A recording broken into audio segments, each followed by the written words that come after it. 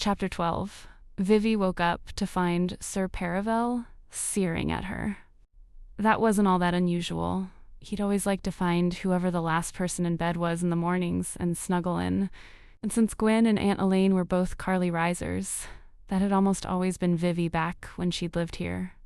What was unusual was that he blinked his yellow-green eyes at her, yawned, and then said, "Treats." Now it was Vivi's turn to blink. Dreaming, she muttered to herself. Last night had been awfully traumatic after all. Made sense she'd have a really vivid, really bizarre dream that felt real but wasn't. "Treats," Sir Paravel said again, butting his head against Vi. Vi's arm and, okay, no, this was real. They had a talking cat. "Gwen," Vivi called, scooting back a little bit in her bed, and Sir Paravel continued to pace and turn in circles, a constant refrain of treats, treats, treats, spilling from his whiskered lips. Vivi heard footsteps on the stairs, and then Gwen was there. Still in her pajamas, her hair pushed back from her face with a brightly colored headband. "What is it?" Gwen asked, and Vivi nodded at Sir Paravel. "He talks now." Gwen blinked at her, then looked back to Sir Paravel before giving a shriek of delight and clapping her hands. "He does?" Rushing into the room, she scooped up her cat, holding him in front of her face. "What did he say?" she asked. Because Alv always wanted a talking cat, and I think if any cat is going to be a stimulating conversationalist, it's eats, sir, Paravel croaked again, and then began wiggling in Gwen's arms. Treats. He mostly says that, Vivi said, pushing back the covers, and Gwen frowned at her cat. "Okay, but maybe once he gets treats, he'll have more to say." With that, she set him back on the bed and rushed out of the room, returning a few seconds later with the bag of cat treats. Shaking out a few in her hand, she offered them to Sir Paravel, who gobbled them up. "Now say thank you, buddy," Gwen coached. Paravel licked his chops and headbutted her hand. Treats, he began again. "I think maybe that's all he can say," Vivi offered. Treats? "I changed my mind," Gwen said, scrambling to give Paravel more treats. "Talking cats are bad. I see that now." Then she looked up at Vivi, who was getting out of bed. "This is because of what Reese did to the ley lines, isn't it? Like the skulls last night." "It's because of what I did to Reese," Vivi corrected on a sigh, her eyes falling on the duffel bag she'd hastily packed at her place last night. She couldn't quite say why she'd decided to spend the night at Elaine's, just that the idea of going to sleep in her apart.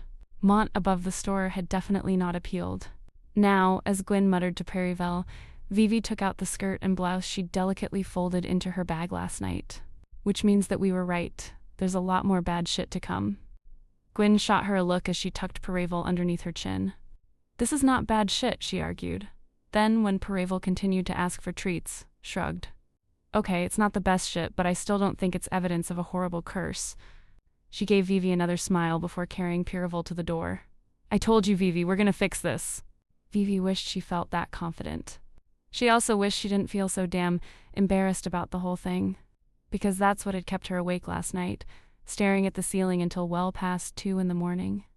There was guilt and fear and worry, of course, all that was mixed up in there, but overriding all of it was, Reese knows he broke my heart.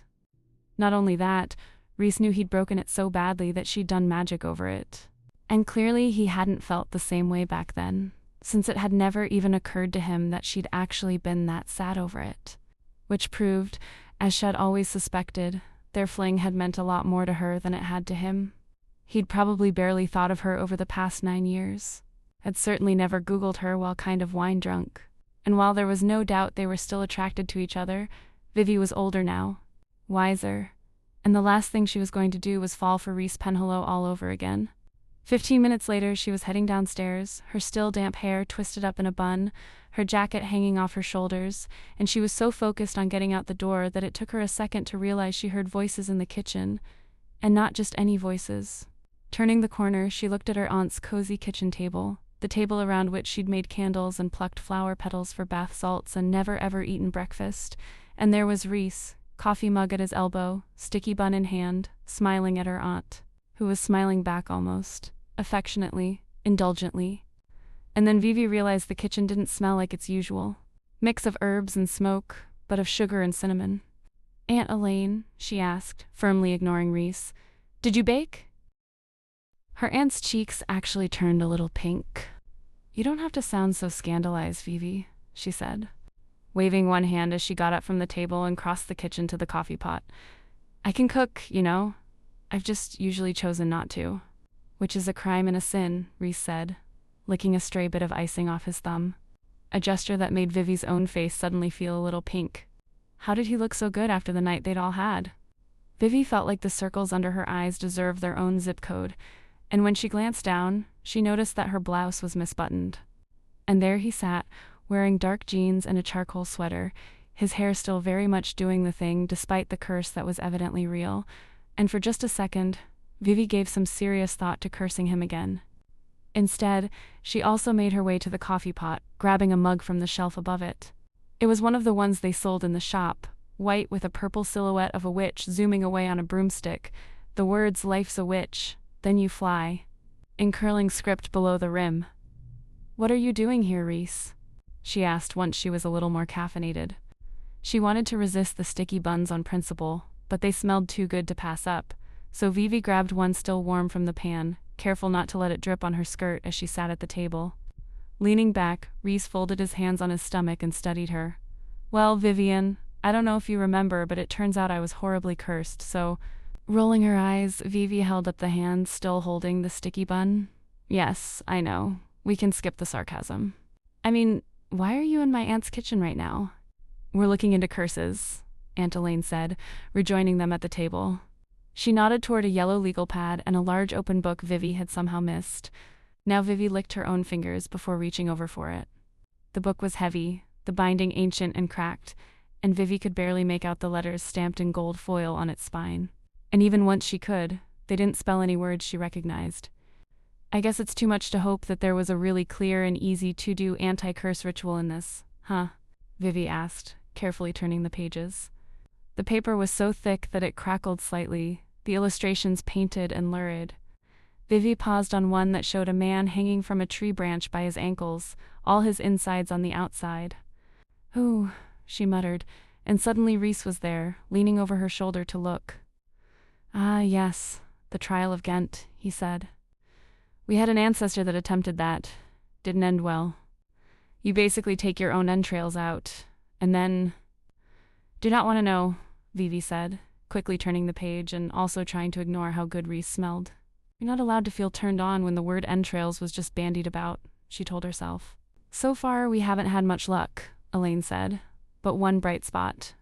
Thanks to Rhys using his magic to fuel the ley lines, most of the curse has probably drained off of him. She tapped the cover of another book, The Law of Transmutation. Rhys was cursed, but in funneling his magic into another power source. "I passed on some of the curse to the ley lines instead," Rhys finished. "So still cursed, but diluted. Maybe. Half of that particular page was ripped out, so we're really just spitballing here." "Great," Vivi replied weakly. And it was great that maybe Rhys could walk through town without being a disaster magnet, but she still felt guilt sitting like a rock in her stomach. "One question," Gwyn said, coming into the kitchen. She was still in her pajamas, her long red hair in a braid over one shoulder. "Only one?" Vivi asked, eyebrows raised. "Okay, lots, but one for right now." She pointed at Rhys. His hair. "It's still doing the thing, and it's been doing the thing ever since he got into town." Rhys frowned, reaching up to tug at his hair. "What thing?" "Oh, like you don't know," Gwyn said, and Rhys's frown deepened. "Seriously, what?" Aunt Elaine stopped them both with a lifted hand. "I take it the two of you specified something about Rhys's hair during the curse?" Now Rhys's hand dropped from his head and he stared at Gwyn and Vivi. "You tried to attack my hair?" "Curse magic doesn't work like that," Aunt Elaine went on, ignoring him. "You'll get general bad luck, or if you go really dark, death. But nothing that small or specific." "Good," Gwyn said. "Now we don't have to feel guilty about the clitoris thing anymore." "Tricachees." "Oh, thank the goddess." Vivi looked up to where Sir Paravel had just strolled into the kitchen, twining himself around Elaine's ankles as she stared at him. "Oh, right," Vivi said, shutting the book. He talks now. He mostly just says that." Elaine and Rhys both took that in before Rhys nodded and said, "Right, of course he does." Reaching down to pet the cat, Elaine looked over at Vivi. "Why are you all dressed up?" she asked, and Vivi looked down her body, frowning too. "I'm not," she said. "I'm just going to work." "At the college?" Aunt Elaine's eyebrows disappeared beneath her shaggy bangs. Today. Yes, today, Vivi said, standing up and straightening her jacket. Why wouldn't I?